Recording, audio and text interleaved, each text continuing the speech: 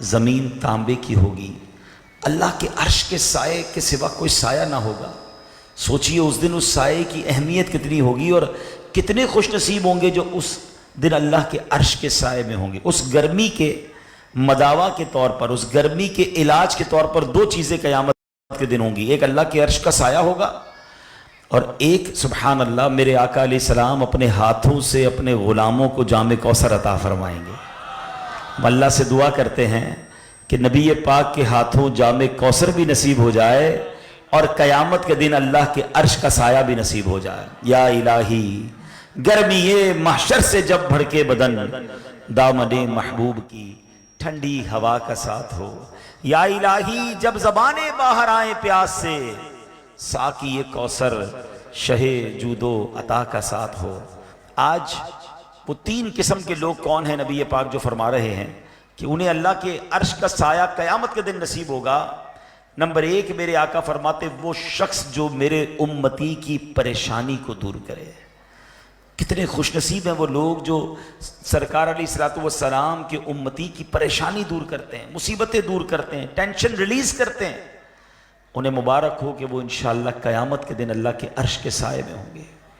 लेकिन इसके मुकाबले में वो सोचे जो लोगों के लिए टेंशन बन जाता है, मुश्किल खड़ी करता है, परेशान करता है, दुख देते हैं लोग।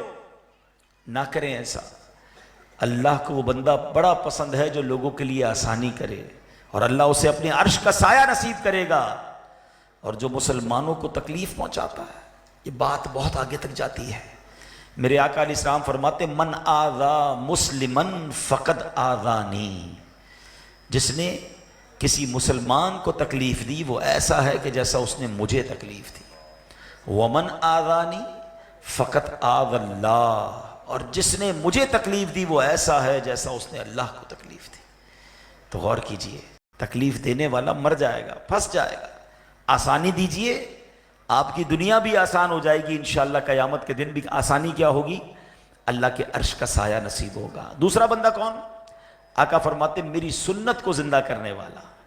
मुबारक हो उन आशिकान रसूल को जो सुन्नतों पर अमल करते हैं, सुन्नतों को जिंदा करते हैं। दावत इस्लामी के माहौल में आप बार बार सुनते हैं सुन्नतों भरा माहौल, सुन्नतों भरा इज्तिमा, सुन्नतों भरा काफिला है। सुन्नतों पर बार बार बात होती है। ये बड़ा कमाल का काम है कि सुन्नत जिंदा करने वाला वो होगा कि जिसे क़यामत के दिन अल्लाह के अर्श का साया नसीब होगा। अब जो सुन्नत से दूर है, बल्कि माद अल्लाह सुन्नत का मजाक उड़ा रहा है, वो अपना ठिकाना सोचे कि मेरा क्या बनेगा। और तीसरे नंबर पर मेरे आका फरमाते वो खुश नसीब जो मुझ पर कसरत से दुरूद शरीफ पढ़ने वाला होगा। तो अपनी ज़िंदगी में दुरूद पाक को शामिल कीजिए, फजूल बातों से अपने आप को बचाइए। ज़रा मिलकर पढ़िए अस्सलातु वस्सलामु अलैका या रसूल अल्लाह सल्लल्लाहु तआला अला मुहम्मद। ये दो अलग अलग दुरूद पाक थे, बड़े मुख्तसर शॉर्ट। एक दुरूद पाक में कितनी देर लगी? 2 सेकंड, मैक्सिमम 3 सेकंड। चले मैं 3 सेकंड मान लेता हूं। 100 बार दुरूद पाक पढ़ने में कितने देर लगेगी? 300 सेकंड। 300 सेकंड कितने मिनट बन गए? 5 मिनट। सिर्फ 5 मिनट में निकाल लूं तो 100 दुरूद हो जाएंगे। और हदीस पाक में आता है जो 100 बार दुरूद पाक पढ़ ले अल्लाह उस पर 1000 रहमत नाजिल फरमाता है। एक हदीस में आया जो 100 बार दुरूद पाक पढ़े उसकी दोनों आंखों के दरमियान ये लिख दिया जाता है कि बंदा निफाक और दोजक की आग से बरी है। बताओ ना, 5 मिनट देने से इतना अजर, और कसरत से दुरूद पाक पढ़ने वाला बन जाऊं तो क़यामत की गर्मी से बचत का रास्ता बन जाएगा, अल्लाह के अर्श का साया मिल जाएगा। मगर आज मोबाइल हाथ में पकड़े तो घंटों निकल जाते हैं, मगर उसमें घंटों बिताने का टाइम है, दुरूद पढ़ने का टाइम नहीं, जिक्र करने का टाइम नहीं। ऐसा ना करें। आज आए हैं इस प्यारे इज्तिमा में, ये मदनी फूल लेकर जाएं कि इंशाअल्लाह रोज़ाना कसरत से दुरूद पाक पढ़ूंगा। इंशाअल्लाह रोज़ाना कलमा पाक की एक तस्बीह पढ़ें। देखिए ना, मरते वक्त हर किसी को कलमा चाहिए, सब चाहेंगे। कौन कौन चाहता है मरते वक्त मेरी ज़बान पर कलमा हो? सुभान अल्लाह। अच्छा, आज कितनी बार कलमा पढ़ा है? अब हाथ नहीं उठाइएगा, खुद ही जवाब अपने आप को दे दें। पूरे हफ्ते में कितनी बार कलमा पढ़ा है? कमाल देखिए, मरते वक्त सबको कलमा चाहिए, जिंदगी में पढ़ने के लिए तैयार नहीं है। ऐसा ना करें। जबान को कलमे का आदी बनाएं ताकि मरते वक्त जबान पर कलमा जारी हो जाए। और सुभान अल्लाह, जो एक बार ला इलाहा इल्लल्लाह कहता है उसके लिए नदरक लगा लिया जाता है। کل باتوں سے بچ رکھیں یہاں پڑھ لیں. اللہ آپ کو فرمائے درود پاک پڑھ لیں. صلو علی الحبیب صلی اللہ تعالی علی محمد صلی اللہ علیہ وسلم. حضرت انس بن مالک رضی اللہ عنہ صحابی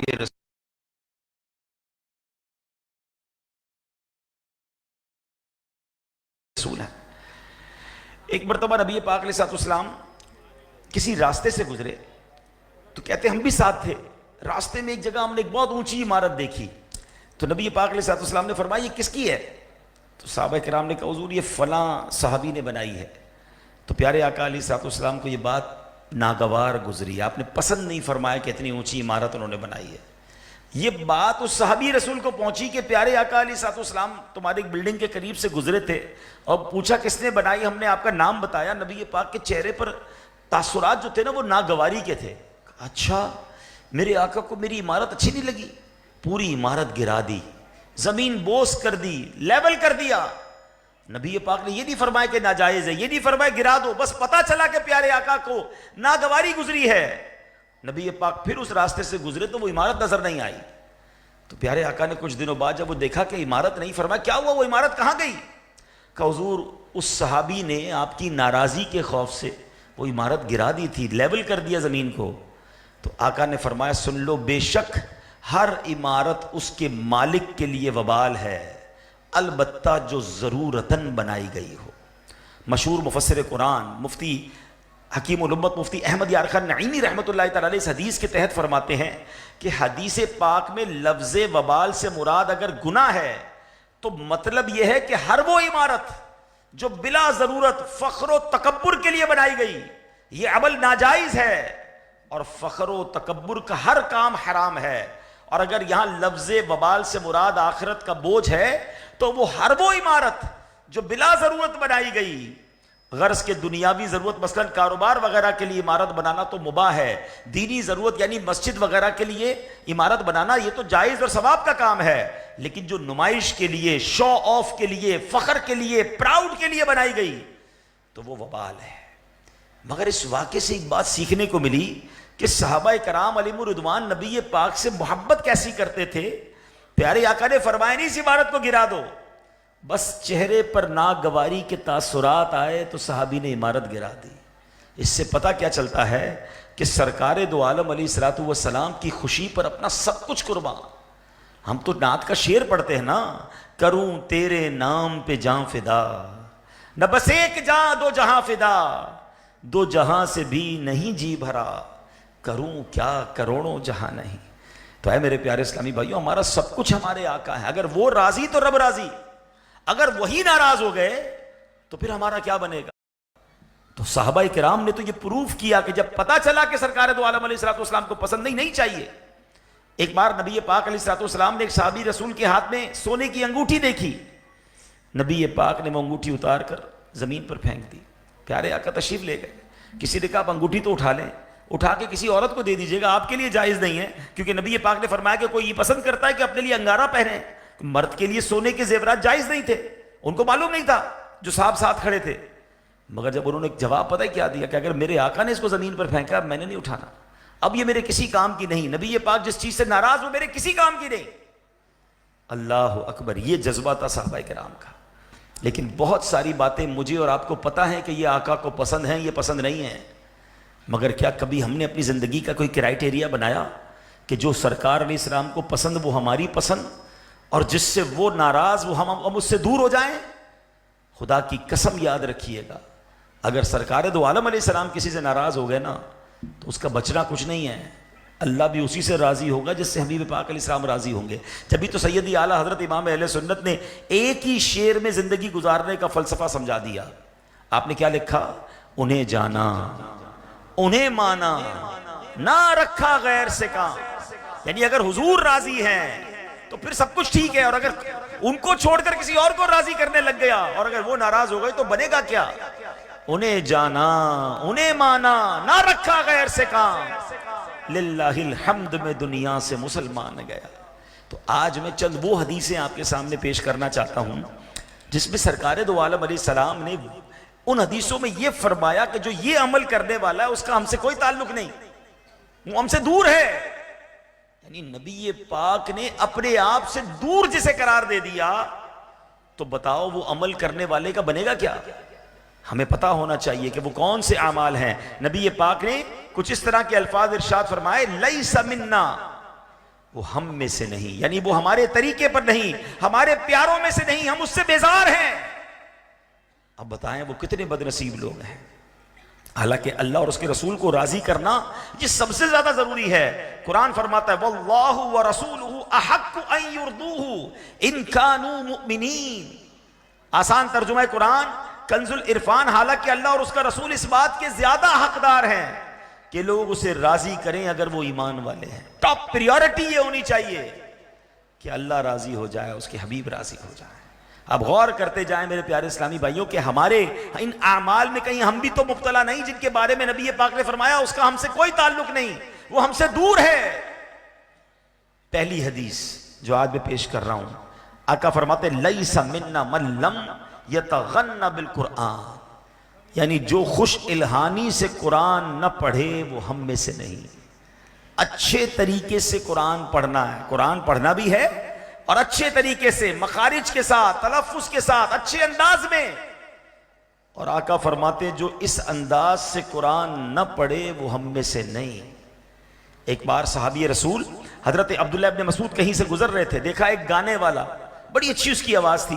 یہ جو گلوکار ہوتے ہیں، اللہ کرے کوئی سن رہا ہو مجھے، ہیں جو اپنی آواز میں گانے، غزلیں، پتہ نہیں کیا کیا گا رہے ہوتے ہیں، آواز اچھی ہوتی ہے ان کی، مگر آواز کا غلط استعمال ہے نا۔ اللہ نے نعمت دی، اس نعمت کو کس کام میں یوز کر رہے ہو؟ حضرت عبداللہ ابن مسعود نے دیکھا ایک گویا، ایک گانے والا بڑی زبردست انداز میں اپنا گانا گا رہا تھا۔ آپ نے جملہ کہا کاش یہ آواز قرآن پاک کے لیے استعمال ہوتی، قرآن کی تلاوت کے لیے استعمال ہوتی۔ یہ کہہ کر آپ تو تشریف لے گئے، مگر اللہ اکبر جب اس بندے کو معلوم ہوا کہ حضرت عبداللہ ابن مسعود گزرے تھے، میری آواز سنی گانے کی اور آپ نے یہ جملہ فرمایا، اللہ اکبر، اس شخص نے توبہ کی، حضرت عبداللہ ابن مسعود کی خدمت میں آیا اور پریکٹس کرنے لگا، اور ایک وقت آیا کہ قرآن کا بہترین قاری بن گیا۔ ایسے کئی گلوکار ہیں جنہوں نے توبہ کی، اب وہی آواز نعت رسول میں استعمال ہو رہی ہے، تلاوت قرآن میں استعمال ہو رہی ہے۔ اللہ نے آواز اس لیے دی ہے، زبان اس لیے دی ہے کہ اس کا ذکر، اس کے حبیب کا ذکر کیا جائے۔ یہ آنکھیں کس لیے دی، یہ دل کس لیے دیا؟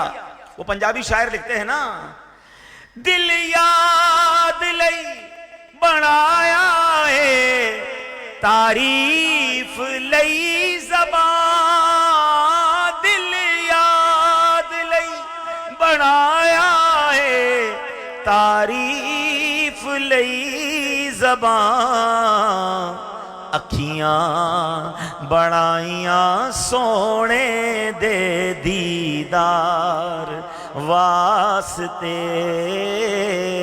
اکھیاں بڑائیاں سونے دے دیدار۔ اللہ ایسا کرے کہ دل بھی ایسا ہو، آنکھیں بھی ایسی ہوں، زبان بھی ایسی، اس کا استعمال اچھا ہو۔ تو اب یہاں یہ حدیث تو میں نے بیان کر دی کہ آقا فرماتے وہ ہم میں سے نہیں جو قرآن اچھے انداز سے نہ پڑھے۔ کیا حدیث؟ لیس منا من لم یتغن بالقرآن، جو خوش الہانی سے قرآن نہ پڑھے وہ ہم میں سے نہیں۔ یہ تو معاملہ عجیب ہو گیا، یہاں تو قرآن پڑھتے ہی نہیں ہیں، خوش الہانی کی تو بات کی بات ہے، پورا سال گزر جاتا ہے قرآن کو ہاتھ نہیں لگاتے، بلکہ قرآن پڑھنا ہی نہیں آتا۔ خوش الہانی تو اپر سٹیج ہے نا، پہلے قرآن تو پڑھ لے، دیکھ کے نہیں پڑھ سکتے، تو اس کا بنے گا کیا؟ کہ اگر نبی پاک نے فرمایا کہ تمہیں قرآن بھی نہیں آتا تھا اور قرآن اچھا پڑھتے نہیں تھے، تمہارا ہم سے کوئی تعلق نہیں، تو ہم کدھر جائیں گے؟ اب آپ کہیں یار اتنی عمر میں قرآن کہاں پڑھیں؟ اللہ سلامت رکھے دعوت اسلامی والوں کو، کیوں پکڑتے ہیں آپ کو؟ آئیں بھائی، ہمارے مدرسے بچے ہیں تو مدرسہ المدینہ ہمارے شفٹ والے مدرسے میں آ جائیں، بڑے ہو گئے تو مسجد میں مدرسہ المدینہ بالغان لگ رہا ہے، کوئی پیسے کوئی روپیہ نہیں لیتے آپ سے، کہتے ہیں آ جائیں، اپنا تلفظ ٹھیک کر لیں، اپنی تلاوت بہتر کر لیں۔ قرآن، مسلمان اور قرآن سے کیسے دور رہ سکتا ہے؟ ایک اور حدیث پاک ہے، وہ دل ویران ہے جس میں کچھ قرآن نہیں ہے۔ غور کریں ہمارے دل میں کتنا قرآن ہے، کیسے قرآن سے دور رہ کر زندگی کیسے گزار رہے ہیں۔ خدا کے واسطے قرآن سے محبت کیجیے۔ اچھا مزے کی بات بتاؤں، ایک حدیث آپ نے سنی جس میں نبی پاک نے فرمایا کہ اس بندے کا ہم سے کوئی تعلق نہیں جو اچھا قرآن نہ پڑھے، اور ایک اور حدیث پتہ کیا ہے؟ خیرکم من تعلم القرآن وعلمہ، تم میں بہترین وہ ہے جو قرآن پڑھے یا دوسروں کو پڑھائے، قرآن سیکھے یا دوسروں کو سکھائے۔ ہیں دو الگ الگ سائڈیں ہو گئی نا. ایک قرآن سے دور رہنے والا جس کو فرمایا ہمارا اس سے تعلق ہی کوئی نہیں, اور ایک وہ بندہ جو قرآن پڑھ رہا ہے یا پڑھا رہا ہے, فرمایا بہترین سب سے ہی ہے. اب آپ طے کریں کون سا راستہ اختیار کرنا ہے. اب آپ کہیں یار قرآن پڑھنا مشکل ہے, دنیا کی ہر چیز سیکھ لی آپ نے. کیا موبائل آپ کو پہلے ہی چلانا آتا تھا؟ سافٹ ویئر آپ کو پہلے آتے تھے؟ ویب سائٹ پہلے کھولنا آتی تھی؟ اکاؤنٹ ڈیجیٹل آپ نے پہلے بنانا سیکھا تھا؟ گاڑی چلانا سیکھ لی, کئی لوگوں نے کمپیوٹر چلانا سیکھ لیا. سیکھنا تھا تو اکاؤنٹ سیکھ لیا, سیکھنا تھا تو دنیا کی ڈگریاں سیکھ لی. اب کئی لوگ آرٹیفیشل انٹیلیجنس سیکھ رہے ہیں, مگر نہیں سیکھا تو قرآن نہیں سیکھا. شیطان نے نہیں سیکھنے دیا آپ کو. آج رات ہوگی تو چائے کے ہوٹل پر بیٹھ کر دنیا بھر کی باتیں, کہاں جنگ ہو رہی ہے, کون سا میزائل آ رہا ہے, پیٹرول کا دام, ڈالر کا دام, سونے کا دام, جس کا کوئی فائدہ نہیں, اس پہ دن رات لگے ہوئے ہیں.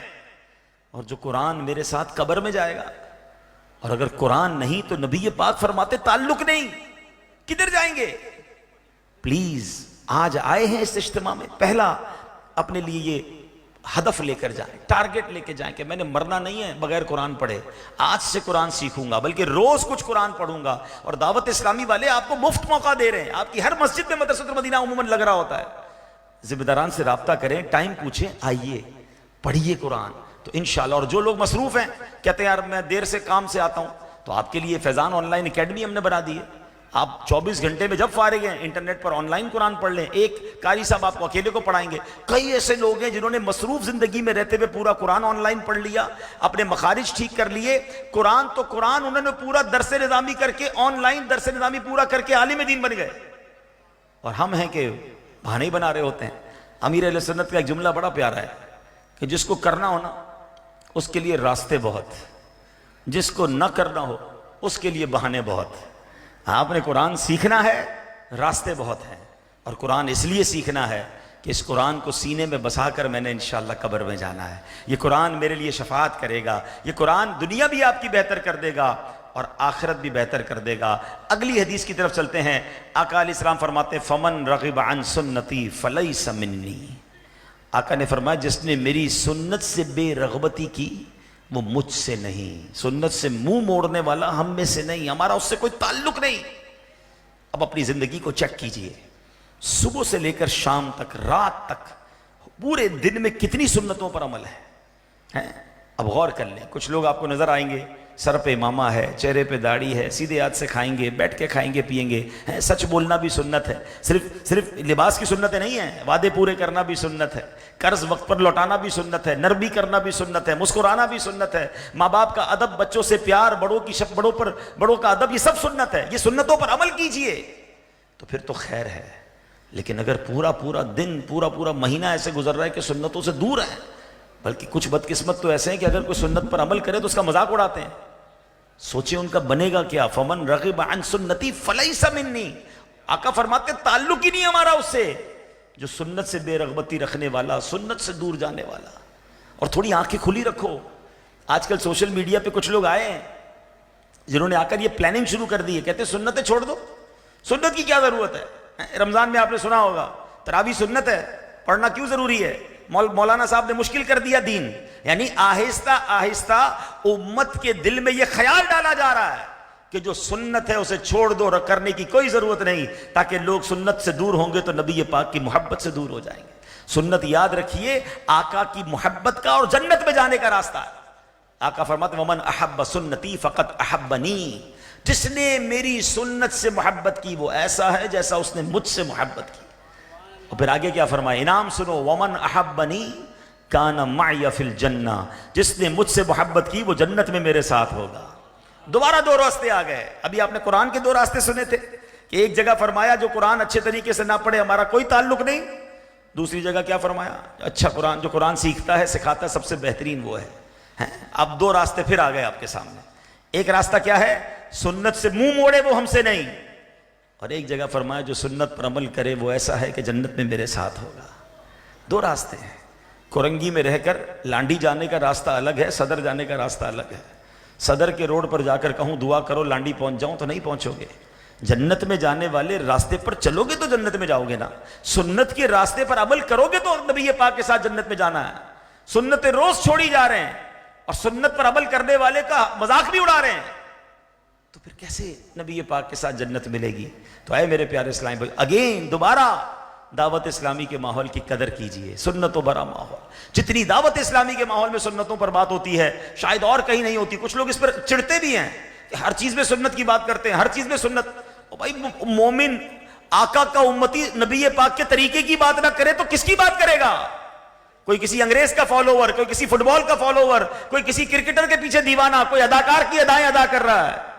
میں گدا ہوں اپنے کریم کا، میرا دین پا رہے نہ نہیں. ارے امتی سرکار کی ادا پر ادا نہیں کرے گا تو کس کی ادا کرے گا؟ تو سنتوں کو تھامنا ہے. تیسری سنت، تیسری جو ہے وہ حدیث کی طرف چلتے ہیں. سرکار دو عالم علیہ السلام فرماتے ہیں من غش فلیس منا، جس نے ہمارے ساتھ دھوکہ کیا، دھوکہ کرنے والا ہم میں سے نہیں. اب یہ دھوکہ کتنا عام ہو گیا ہے، تھوڑے پیسوں کے لیے دھوکہ دیا جاتا ہے، جھوٹ بولا جاتا ہے کہ کئی اس میں قسمیں. کوئی ناپ تول میں کیسا لگتا ہے کہ ہر بندہ اپنے حساب سے دھوکہ دے رہا ہے. ریڑی والا ناپ تول میں دھوکہ دے رہا ہے، فروٹ خریدو تو چپکے سے 2 سڑے ہوئے فروٹ ڈال دے گا. یعنی ایسا لگتا ہے جس کو جہاں موقع مل رہا ہے وہ ڈنڈی مار رہا ہے، جس کو جہاں موقع مل رہا ہے وہ حرام کما رہا ہے. یہ سوچ نہیں رہا کہ میں اللہ کی بارگاہ میں کیا جواب دوں گا.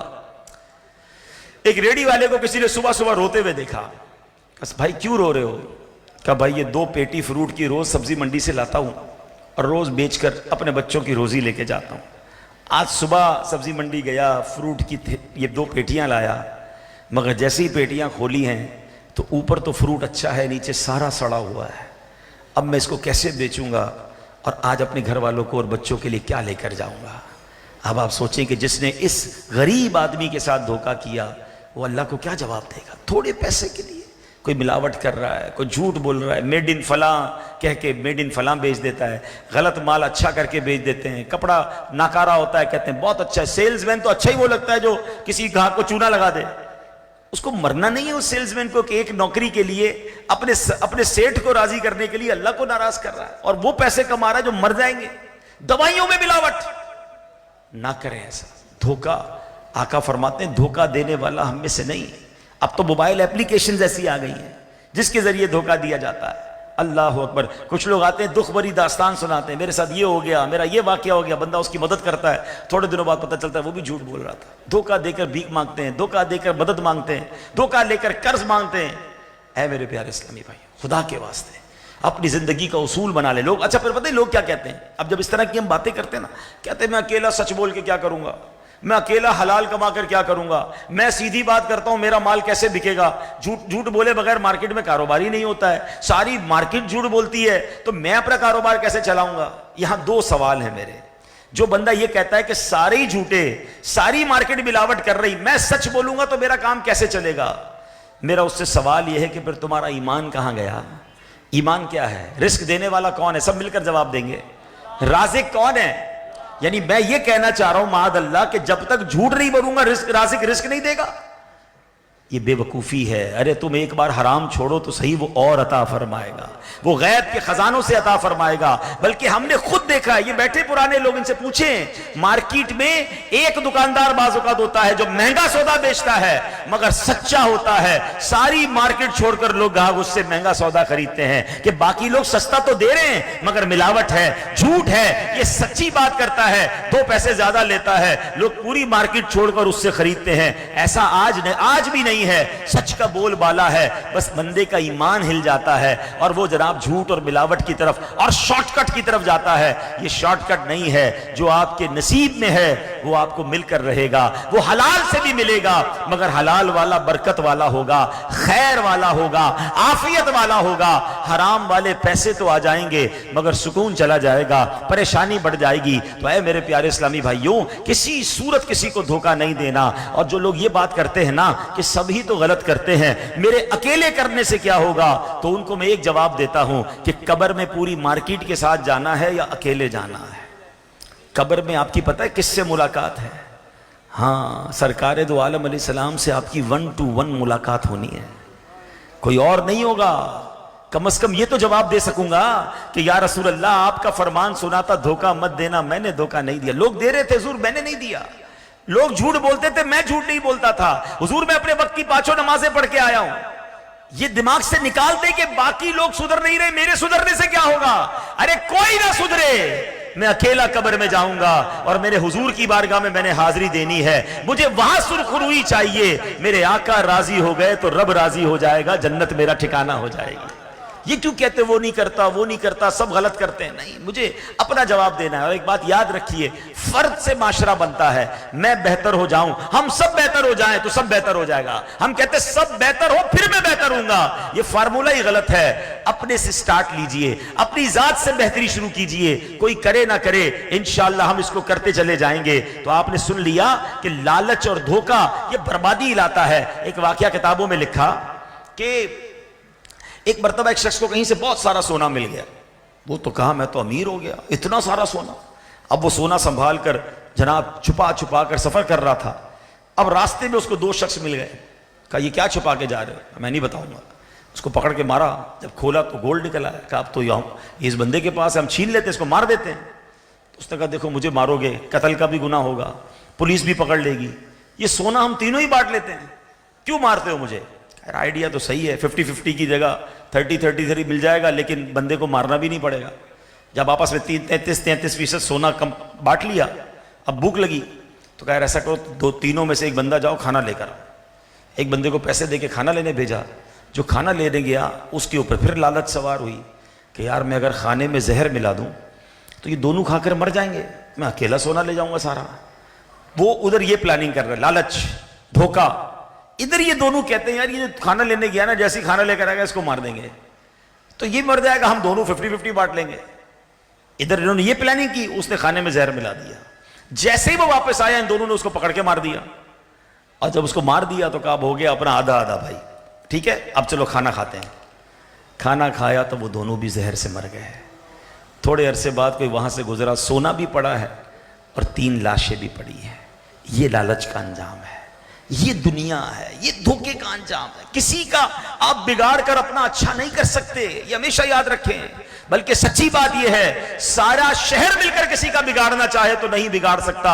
اللہ حفاظت کرنے والا ہو، کوئی کسی کو نیچا نہیں دکھا سکتا، اللہ بچانے والا ہے۔ نیگیٹو نہ سوچیں، آپ لوگوں کو اچھا سوچیں، دوسروں کا بھلا سوچیں، آپ کا بھی بھلا ہو جائے گا۔ تو بہرحال دھوکہ دینے والا آقا فرماتے ہیں وہ ہم میں سے نہیں، بلکہ ایک حدیث پاک میں ہے 3 شخص جنت میں داخل نہیں ہوں گے، ان میں سے ایک دھوکے باز بھی ہے۔ اگر ہم میں سے کوئی ایسا ہے جو ایسے پلان کرتا ہے، دھوکے دیتا ہے، جھوٹ بولتا ہے، بےایمانی کرتا ہے، توبہ کر لے، دنیا تو برباد ہونی ہے، آخرت بھی برباد ہو جائے گی۔ ایک اور حدیث پاک جس میں نبی پاک نے فرمایا جو اس کا ہم سے تعلق نہیں، میرے آقا فرماتے لیس منا من تشبہ بالرجال من النساء ولا من تشبہ بالنساء من الرجال۔ میرے آقا فرماتے جو عورت مردوں کی اور جو مرد عورتوں کی مشابہت کرے، ریزمبلنس اختیار کرے، وہ ہم میں سے نہیں۔ یعنی آج حالات ایسے ہی ہو گئے نا، مرد بڑے بڑے بال رکھ رہے ہیں، مرد کان میں زیورات، ناک میں زیورات، عجیب عجیب حلیے بنائے ہوئے ہیں مردوں نے، کپڑے ایسے پہنیں گے لگے کہ نہیں مرد جا رہا ہے عورت جا رہی، چمکیلے بھڑکیلے، اللہ اکبر۔ اور عورتیں ایسا لباس کہ جو مردانہ لباس ہے، عورتوں کا لباس ایسا ان کو مزہ آ رہا ہے آج مرد بننے میں، چھوٹے بال، مرد کے لباس پہن کر، بے پردہ۔ خدا کے واسطے یہ نہ کریں۔ اللہ نے مرد کو مرد کا حسن دیا، عورت کو عورت کا انداز دیا۔ ہم عورت مرد میں گھس رہی ہے، مرد عورت کے اندر جناب معاملات کر رہے ہیں اپنے، تو یہ نہ کریں۔ جو مرد کے لیے حرام ہے اس سے مرد بچیں۔ مرد کا حسن داڑھی میں، عورت بغیر داڑھی والی ہوتی ہے۔ ہاں عورت کو حکم ہے کہ داڑھی نکل رہا ہے تو کاٹ دو، لیکن مرد کاٹ رہا ہے داڑھی۔ مرد بنا ہوا ہے عورت بننے کے لیے، کبھی بالیاں پہن رہا ہے، کبھی پتہ نہیں کڑے پہن رہے ہیں، انگوٹھیاں پہن رہے ہیں۔ بھائی مرد کو زیورات کی اجازت نہیں ہے سوائے ایک انگوٹھی، وہ بھی تفصیل ہے اس کی کہ ایک اس میں چاندی، اس میں ایک جو ہے وہ نگینہ ہو، 4.5 ماشا سے کم چاندی ہو، وہ ایک تفصیل ہے۔ مگر آج کل تو جتنی انگلیاں اس سے زیادہ انگوٹھیاں، ایک گلے میں پتہ نہیں کتنی مالائیں، بریسلیٹس، یہ عورتوں کے کام ہیں۔ تو خدا کے واسطے اب غور کر لیں، نبی پاک نے کیا فرمایا کہ مردانہ وضع رکھنے والی، مردانہ تشبہ رکھنے والی عورتیں اور وہ مرد جو عورتوں کا انداز اختیار کرتے ہیں وہ ہم میں سے نہیں۔ 3 قسم کے شخص جنت سے محروم رہیں گے۔ ایک حدیث پاک میں ہے کہ 3 شخص کبھی جنت میں داخل نہیں ہوں گے۔ نمبر 1 دیوس، نمبر 2 مردانی عورتیں جو مردوں والا اسٹائل اختیار کرتی ہیں نا، مردوں والے لباس، مردوں والے انداز۔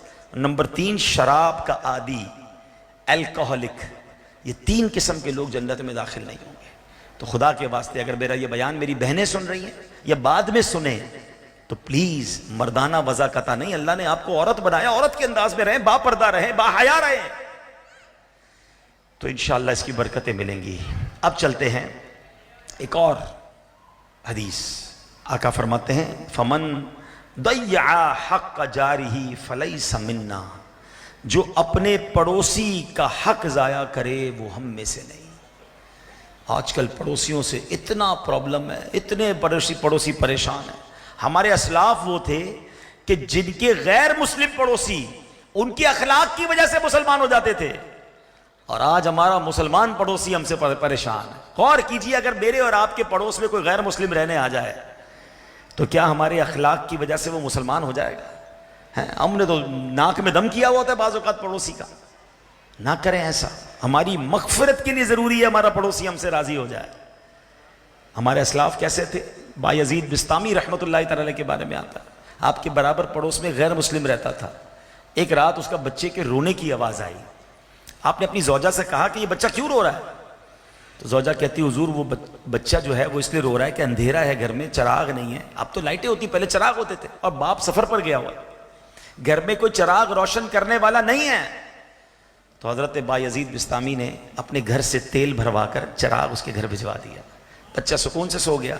اگلی رات پھر ایسا کیا، 3 راتوں تک آپ کرتے رہے۔ 3 رات بعد اس کا شوہر آ گیا، غیر مسلم جو باپ تھا وہ آ گیا، اور اس کی بیوی نے بتایا کہ 3 راتوں سے بچہ سکون سے سو رہا ہے کیونکہ برابر میں جو بایزید بستامی مسلمانوں کے بڑے پیشوا رہتے ہیں نا، اپنے گھر سے چراغ تیل بھر کر بھجواتے رہے۔ پڑوسی پتہ کیا کہتا ہے؟ بایزید کے چراغ کی روشنی تو گھر آ گئی ہے، چلو چل کے اسلام کی روشنی بھی گھر لے آتے ہیں۔ کلمہ پڑھ کر مسلمان ہو گئے۔ آج ہمارے گھر کے شور کی وجہ سے پڑوسی نہیں سو رہا ہوتا۔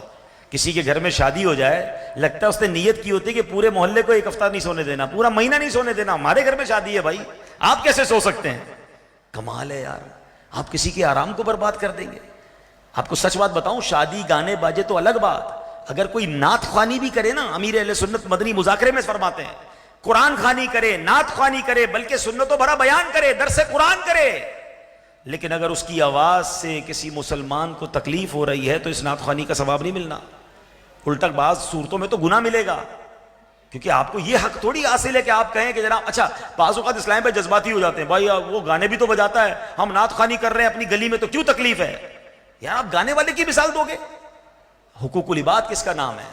کسی کے آرام میں خلل ڈال کر نعت خوانی کیوں کرنی ہے؟ اپنے کمرے میں کریں، کسی ہال میں جا کے کر لیں، کسی مسجد میں جا کے کر لیں، پوری گلی کو اسپیکر لگا کے جگانا ہے اور کہیں میلاد بنا رہے؟ نہیں، یہ میلاد منانا بھی بعض صورتوں میں آپ کے لیے گناہ کا سبب بنے گا۔ اگر لوگ پریشان ہیں، کوئی بیمار سو نہیں پا رہا، کسی کو صبح کام پہ جانا ہے، یہ نعت خوانی کی بات کر رہا ہوں۔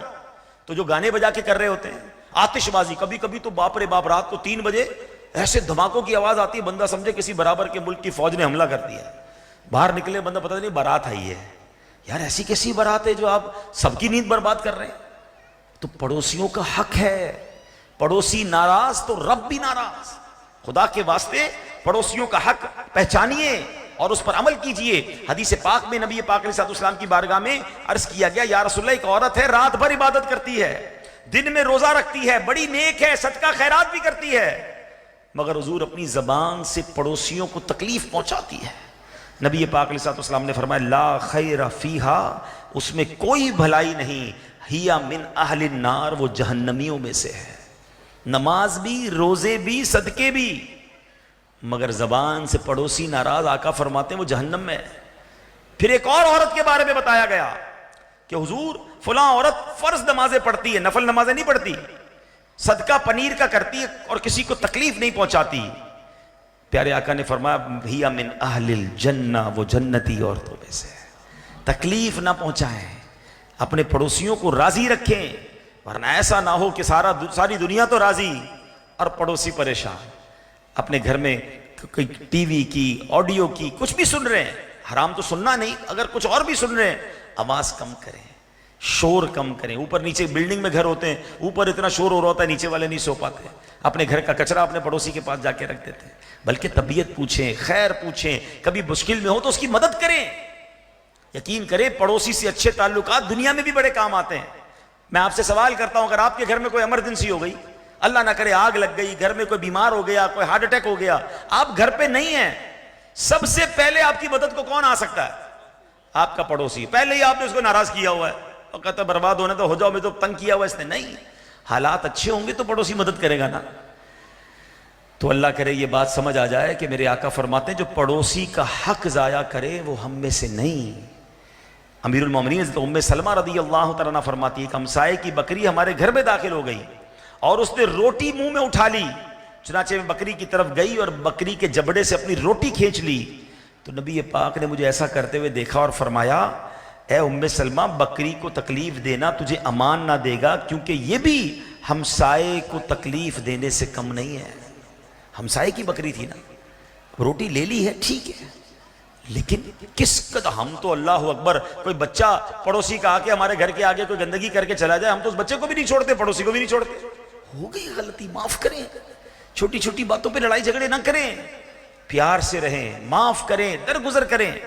تو اللہ کرے کہ یہ بات سمجھ آ جائے کہ پڑوسی کتنا اہم ہے ہمارے لیے اور ہماری بخشش کے لیے. اور اگر ہم سب اپنے اپنے پڑوسیوں کا خیال رکھنے والے بن جائیں تو سوچیں ہمارا محلہ کتنا پیارا ہو جائے گا. ہمارے آس پاس کے گھر پہ رہنے والے آپس میں کس محبت و پیار سے رہیں گے. ہمارے اسلاف تو کیسے پڑوسیوں پر مہربان ہوتے تھے, بلکہ ایثار کرتے تھے. ایک صحابی رسول کے بارے میں آتا ہے, ان کے گھر میں سری بھجوائی گئی. عرب کے لوگ جو نا بکرے کا جو سر ہوتا ہے وہ جس کو بیچتے ہیں بڑی عزت سے بیچتے ہیں, بڑا پسندیدہ کھانا ہے وہ. تو ایک صحابی رسول کے پاس وہ آئی, انہوں نے کہا ضرورت تو ہے مجھے, مگر میرے پڑوسی کو مجھ سے زیادہ ضرورت ہے. وہ سری انہوں نے اس کو بھجوا دی. اور دوسرے پڑوسی کو جب ملی تو انہوں نے کہا ماشاءاللہ بہت اچھا تحفہ بھیجا, لیکن مجھ سے زیادہ میرے پڑوسی کو ضرورت ہے. انہوں نے آگے بھجوا دی. روایتوں میں آتا ہے 7 گھروں سے گھوم کر وہ پہلے گھر میں دوبارہ آ گئی. یعنی ہر بندہ یہ چاہتا تھا کہ یہ اچھا کھانا میرا پڑوسی کھا لے. اور آج کیا حال ہے کہ پڑوسی کے گھر میں کوئی کھانا جا رہا ہوتا تو نظریں ہوتی ادھر کیوں جا رہا ہے بھائی, ہمارے پاس کیوں نہیں آ رہا.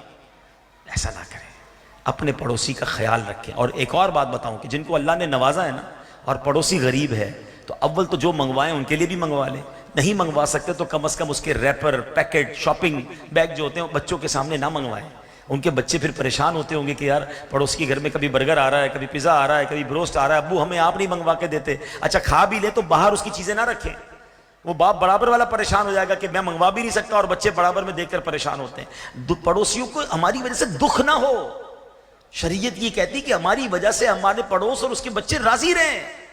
اور دیکھو میرا اسلام کتنا پیارا ہے, اللہ اکبر. نبی پاک علیہ الصلوۃ والسلام سے پوچھا گیا کہ پڑوسی کے حقوق کیا ہیں, تو فرمایا اگر وہ تم سے مدد چاہیں تو اس کی مدد کرو, تم سے قرض مانگے تو اسے قرض دو, اگر محتاج ہو تو اس کی حاجت پوری کرو, اگر بیمار ہو جائے تو اس کی عیادت کرو, اگر فوت ہو جائے تو اس کے جنازے میں شرکت کرو, اگر اسے کوئی بھلائی پہنچے تو مبارکباد دو, اگر اسے کوئی مصیبت پہنچے تو تعزیت کرو. اس کی پرمیشن کے بغیر اس کے گھر کے سامنے اونچا گھر نہ بناؤ کہ اسے ہوا نہ پہنچے, پڑوسی کو تکلیف نہ پہنچاؤ. اگر تم کچھ پھل خرید کر لاؤ تو پڑوسی کے گھر بھی کچھ بھیجو, اگر ایسا نہ کرو تو پھل چھپا کر لے جاؤ. اپنے بچوں کو بھی وہ پھل گھر سے باہر نہ لانے دو کہ پڑوسی کے بچے اس پھل کو دیکھ کر غمگین نہ ہو. اللہ اکبر. فرمایا اپنے ہنڈیا کی خوشبو سے بھی پڑوسی کو تکلیف نہ پہنچاؤ, مگر یہ کہ کچھ سالن بھیج دیا کرو. آپ کے گھر میں کھانا بن رہا ہے, برابر خوشبو جا رہی ہے, ان کے پاس بیچاروں کے پاس کھانا نہیں, تو فرمایا اس سے تکلیف نہ ہو, کچھ سالن ان کے گھر بھی بھیجو. پھر آقا فرماتے ہیں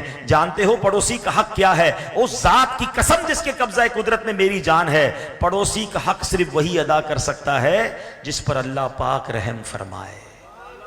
آج یہ بھی نیت کر کے جائیں. بلکہ ایک مشورہ دے دیتا ہوں, میں بھی نیت کرتا ہوں, چلے بیان کرتے کرتے میں نے بھی نیت کر لی, پہلے بھی 1-2 بار ایسا کیا ہے, آج پھر نیت کرتا ہوں کہ اب جائیں نا اپنے پڑوسی سے ملاقات کریں اور اس سے معافی مانگیں کہ آج تک میری وجہ سے, میرے بچوں کی وجہ سے آپ کو کوئی تکلیف ہو گئی ہے تو معاف کر دیجیے گا. کیونکہ ہمیں نہیں پتا اگر وہ ناراض ہو گیا تو کہیں رب ناراض نہ ہو جائے. کوئی تحفہ بھجوا دے ان کے گھر. ہو گئی ہوگی تکلیف, اتنی ساری زندگی گزر گئی ہے, تو کبھی پارکنگ کرتے وقت, سامان بار رکھتے وقت تو معافی مانگ لے, کیونکہ پڑوسی راضی ہو گیا تو رب راضی ہو جائے گا. آخری حدیث, ویسے تو اس بارے میں بہت ساری حدیث ہیں, مگر آج کے بیان کی آخری حدیث کہ میرے آقا فرماتے ہیں لیس منا من ینقر نقر الغراب, یعنی جو کوے کی طرح ٹھونگے مارے وہ ہم میں سے نہیں. اس حدیث پاک کا مطلب پتہ ہے کیا ہے؟ کہ نماز میں سجدہ کرتے وقت جو بندہ ایسی جلدی کرے کہ سر سجدے میں رکھے پھر اٹھا لے, پھر سجدے میں رکھے اٹھا لے, ایسا جیسے کوا ٹھونگے مارتا ہے, فرمایا لیسا منا, وہ ہم میں سے نہیں. واقعی کچھ لوگ ایسے نماز پڑھتے ہیں کہ نہ جانے کس بات کی جلدی ہے, اور اگلا بندہ دیکھے کہ ایسا لگ رہا ہے کہ پتہ نہیں یہ نماز ہو رہی ہے کچھ اور ہی ہو رہا ہے. ایک رکعت ہم پڑھتے ہیں اور 4 رکعت پڑھ کے فارغ بھی ہو جاتے ہیں. اچھا یہی بندہ چائے کے ہوٹل پہ 2 گھنٹے بیٹھ جائے گا, نماز جلدی جلدی پڑھنی ہے, اتنی جلدی پڑھنی ہے کہ کیسے تلاوت ہوئی, کیسے رکوع ہوا, کیسے سجدہ ہوا. تعدیل ارکان واجب ہے, یہ سیکھیں, ورنہ ہوگا کیا, وضو بھی کیا, نماز بھی پڑھی, مسجد میں بھی آئے, مگر ثواب نہ ملا, الٹا گناہ ملا. آقا فرماتے ہمارا تعلق ہی نہیں اس سے. ایک اور جگہ فرمایا سب سے برا چور, حدیث کا خلاصہ, نماز کا چور ہے. پوچھا کہ حضور نماز کا چور کون ہے, نماز میں کون چوری کر سکتا ہے؟ فرما جو نماز ایسے پڑھے جو ٹھونکے مارتا ہے نا, جلدی جلدی نماز پڑھنے والا, نہ کرے ایسا. تو بات شروع ہوئی تھی قرآن سے, اینڈ ہو رہی ہے نماز پہ کہ قرآن بھی سیکھنا ہے, نماز بھی سیکھنی ہے. کہاں سیکھی نماز ہم نے, کہاں سیکھا وضو؟